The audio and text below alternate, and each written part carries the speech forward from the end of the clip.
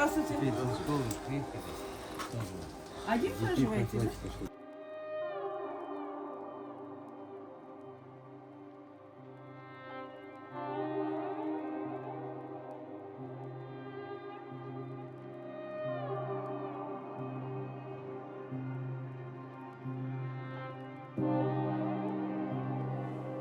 Сендерді әкеліп тұрмыз. Бұл адам бізде маскүнем есебінде тұр. Қазір өздерің көрдіңдер ғой, ұнады ма осы жер сендерге? Көрдіңдер ме? Егер ертең бір қылмыс жасайтын болсаңдар, сендерде арақтан басқа ешқандай дос болмайды.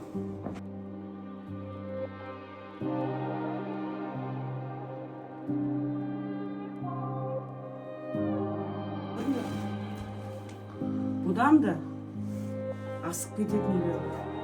Сендерге кішкене жақсылау дегенін көрсетіп тұрмыз. Осыны сендер ертең басқаларға айту керексің. Біздің қызметкерлер міне осылай үйді аралап, олар арақ ішпесін деп қарап жүреді.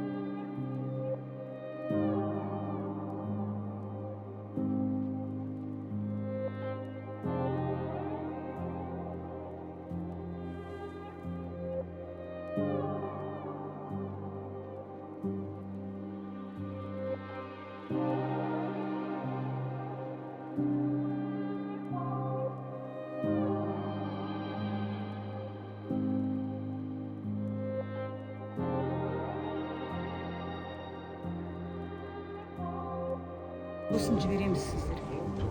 Бұны балаларға көрсету керек. Ал енді сендер солай ойлайсыңдар. Осылай сендерге көрсеткендеріміз дұрыс па?